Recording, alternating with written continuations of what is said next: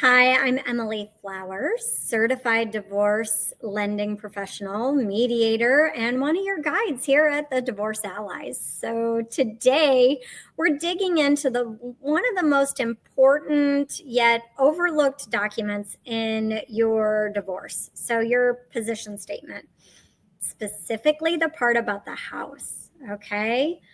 So let's walk through what a position statement is, how to clearly communicate your housing goals, what to include, what documents support your case, how to write it with clarity and confidence. So this workshop is here to give you leverage and language and a little bit of relief, I hope. So let's get started.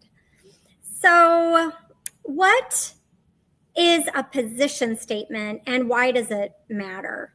So a position statement is your opportunity to clearly share what you want, why it matters, and what you're proposing as a solution, right? So we ask those how questions so that we can kind of gain that information. Well, this is kind of your results-oriented position statement to lay those out.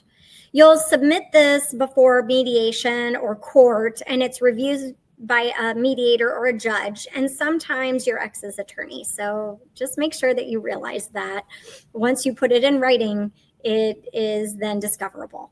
So this isn't just paperwork. It's your voice in the room where tensions are high, and your position statement could include what you want, why you want it, what's fair and reasonable, and what documents back that up. So when it comes to the house, this gets especially important. So the marital home is often the largest asset that you're going to own in many cases, maybe not all cases, but in many cases.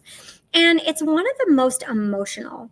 A home, a house isn't just a house, it's a home. It's where you've built your life, created memories, all of those things. So it's where your kids live, if you have children, where your memories are made, where your future may or may not unfold.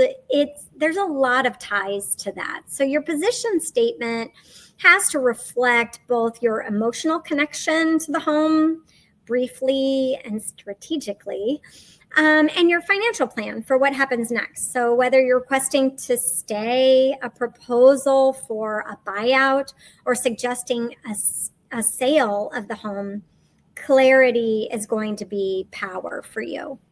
So what should we include in the housing section, right? So the basic structure for the home portion of your position statement should kind of look like this. 1, a statement of interest. I am requesting to remain in the home post-divorce to provide continuity for the children. Makes sense. Number 2, reasoning and intent.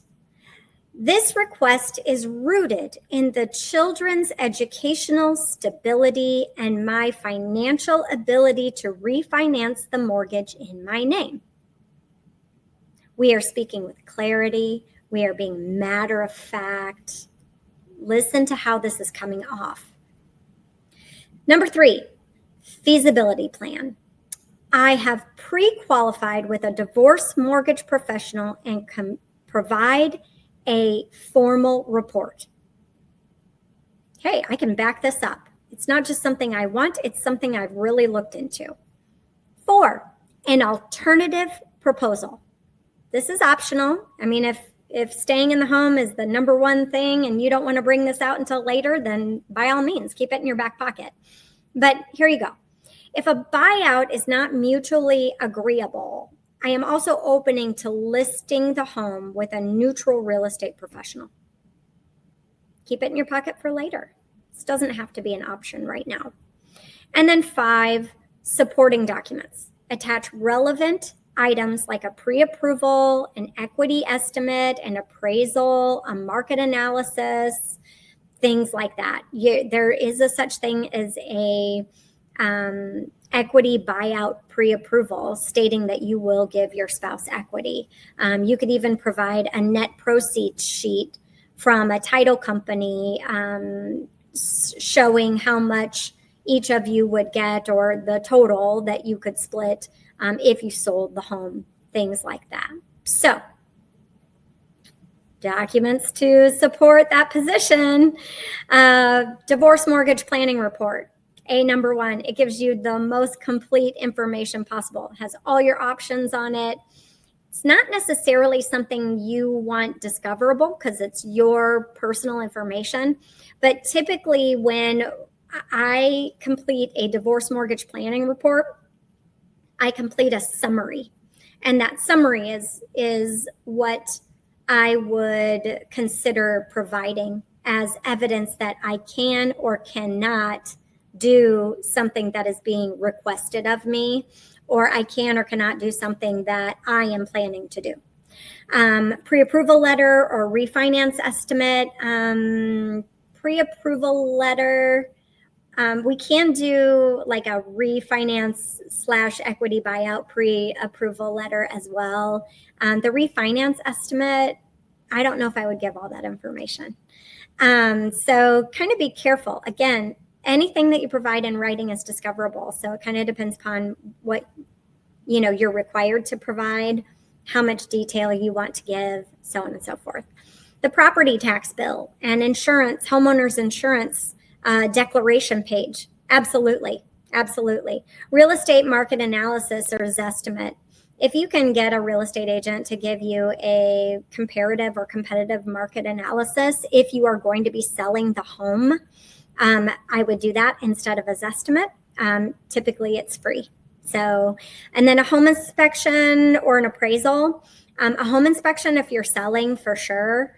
A home inspection if you're keeping the home and you are needing to not give an equity buyout, but to do repairs or something and keep the equity. An appraisal only if you are keeping the home, because that value is going to be very different than a comparative or a competitive market analysis. And we can go over that in another video.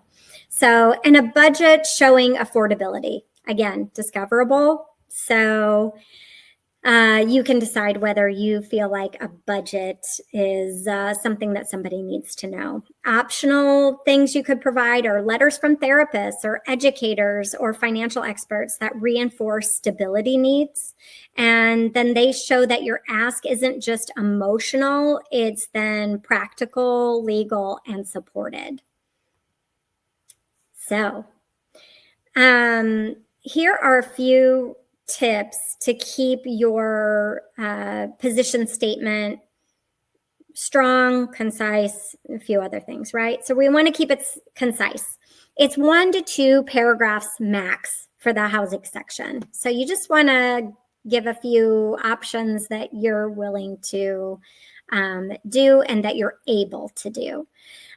Professional, no venting, no blaming, no rehashing, clear, concise communication. This is what I want. This is what I can do. Here's what I can give you to support it. Grounded, stick to the facts, supported by documents. Just like I said above, it's the same song and dance every time. And flexible.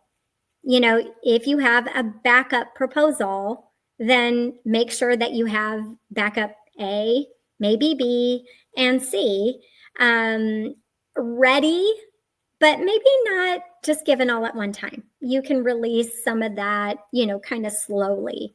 And remember, if the statement is to be read before you ever speak, then you really need to make it count, because if a judge or an attorney or whatever, or a mediator is reading this, you kind of have one shot. They're only reviewing this maybe 10 minutes, 20 minutes before they actually see you.